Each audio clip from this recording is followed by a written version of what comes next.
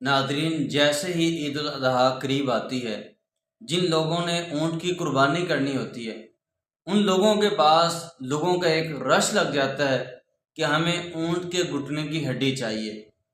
لوگ اونٹ کے گھٹنے کی ہڈی اپنے گھروں میں رکھتے ہیں۔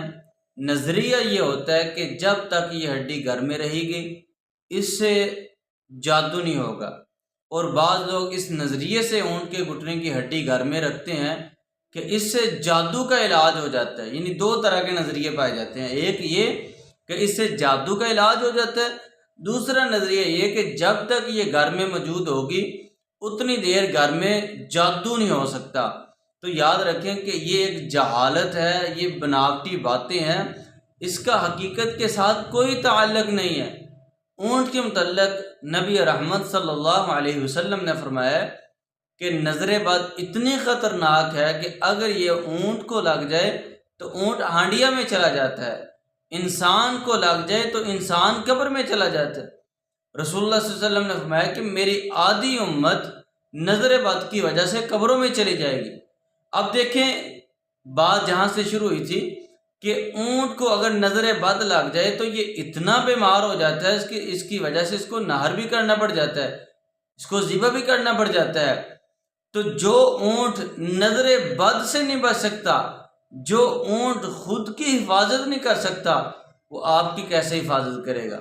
تو اس لیے اونٹ کے گھٹنے کی ہڈی گھر میں رکھنے سے نہ تو جادو ختم ہوتا ہے، اور اگر جادو کسی کے اوپر کروایا جائے تو گھر میں اس کا اثر ہو جاتا ہے۔ یہ صرف توہمات ہیں، لوگوں کی سوچیں ہیں، نظریات ہیں، جن کا حقیقت کے ساتھ کوئی تعلق نہیں۔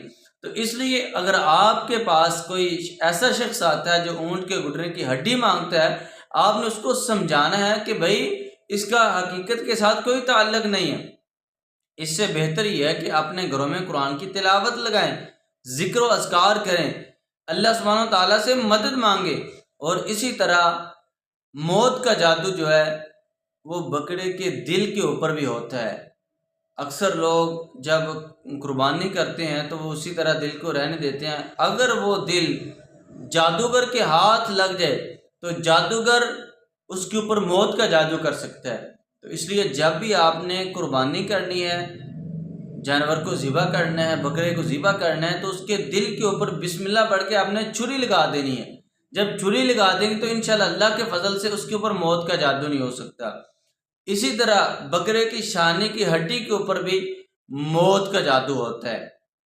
بعض لوگ ایسی ہڈیوں کو پھینک دیتے ہیں، یا جو قصاب ہوتے ہیں وہ بھی کہتے ہیں کہ ہمیں اس ہڈی کی ضرورت ہے، ہم یہ لے جانا چاہتے ہیں، اور لوگ آسانی سے ہڈی دے دیتے ہیں۔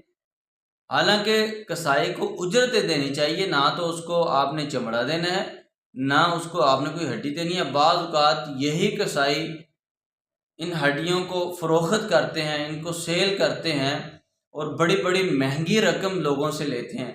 جادوگروں کا ان کے ساتھ رابطہ ہوتا ہے، جادوگر ان کو رقم دیتے ہیں اور وہ ہڈیاں ان سے وصول کرتے ہیں، اور ان کے اوپر بھی جادوگر جادو کرتے ہیں۔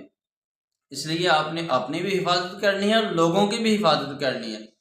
آپ نے بکرے کی جو شانے کی ہڈی ہے اس کو آپ نے بسم اللہ پڑھ کے توڑ دیا تو انشاءاللہ اللہ کے فضل سے اس کے اوپر بھی جادو نہیں ہو سکتا۔